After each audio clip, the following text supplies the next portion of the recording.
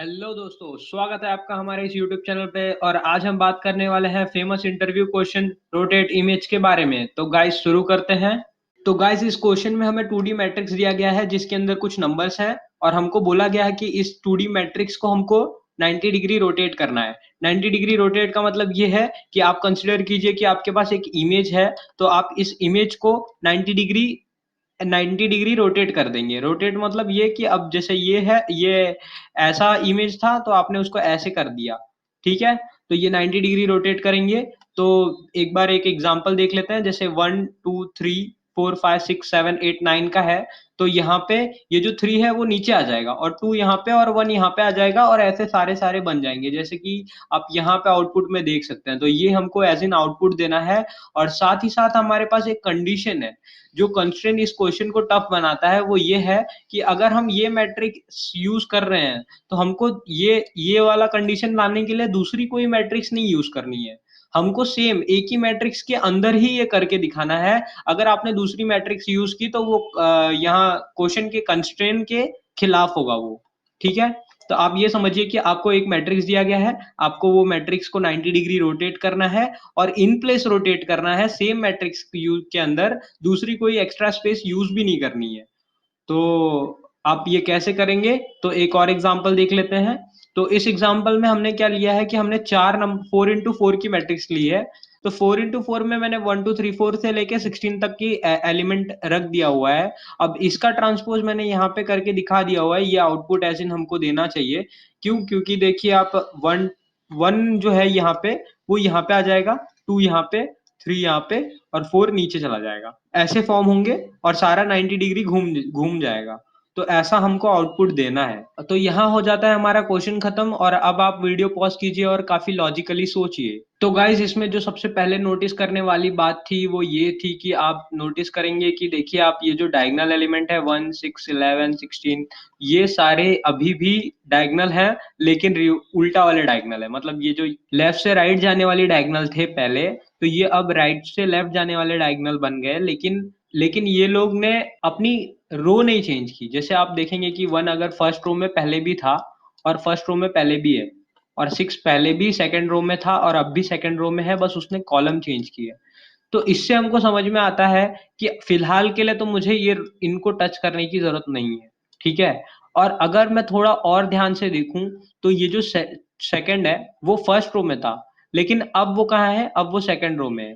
ठीक है, और ये जो 3 है वो फर्स्ट रो में था, लेकिन अब वो कहाँ है? थर्ड रो में। तो ये जो 4 है वो भी फर्स्ट रो में था, लेकिन अब वो कहाँ है? वो फोर्थ रो में है।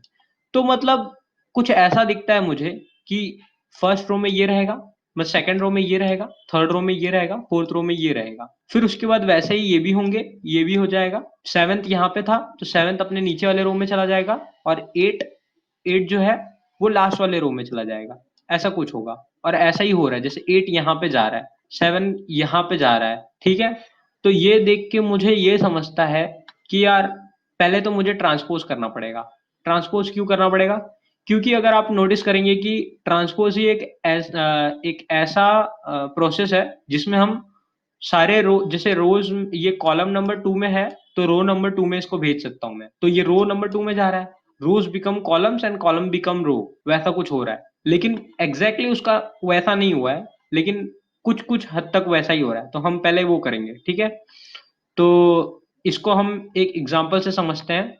तो अगली बार छोटा वाला लेके करते हैं। ठीक है, तो जैसे कि मैंने 1 2 3 वाला वापस ले लिया हुआ है, तो इसमें हम ट्रांसपोज करेंगे। जैसे 1 5 और 9 तो वैसे का वैसे ही रहने देंगे।